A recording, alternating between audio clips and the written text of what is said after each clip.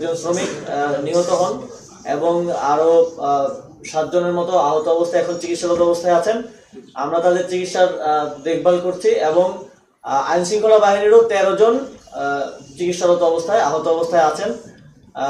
উচ্চ পর্যায়ের অফিসারও খুব বাজেভাবে আহত হয়েছেন, তার মাথায় আঘাতপ্রাপ্ত হয়েছে।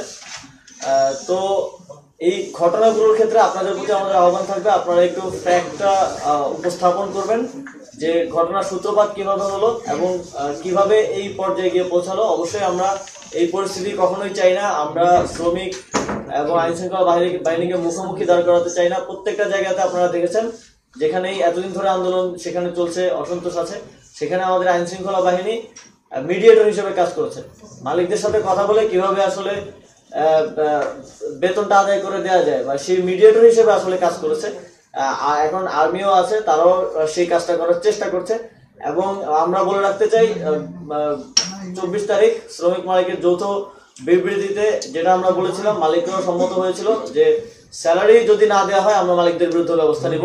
এবং এই বিষয়ে আজকে আলোচনা হয়েছে, সিদ্ধান্ত হয়েছে যেসব কোম্পানির মালিকরা স্যালারি দিচ্ছেন না, দীর্ঘদিন ধরে আটকে রেখেছেন, সেই মালিকদের বিরুদ্ধেও আইনানুগ ব্যবস্থা নেওয়া হবে।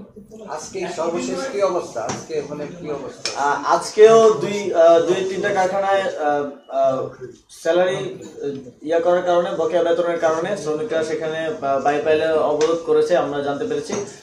আমরা যে কারখানার মালিকদেরকে খুঁজছি, কিন্তু দুঃখজনক হচ্ছে তারা পলাতক অবস্থায় আছে।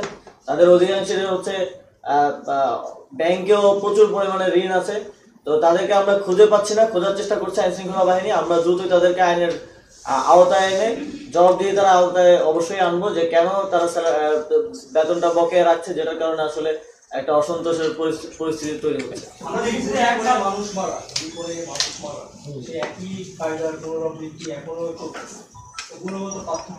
না দেখেন, গুলিটা আমি তখনই বললাম এবং আপনারাও যারা ফিল্ডে তখন ছিলেন, আপনাদের সহকর্মীরা, আপনারা হয়তো জানতে পারবেন, গুলিটা এসেছিল শ্রমিকদের ভেতরে অনুপ্রবেশ করা কারো পক্ষ থেকে এবং ইতিমধ্যেই তাদেরকে শনাক্ত করা হয়েছে এবং তাদেরকেও আইনের আওতায় আনার ব্যবস্থা নেওয়া হচ্ছে।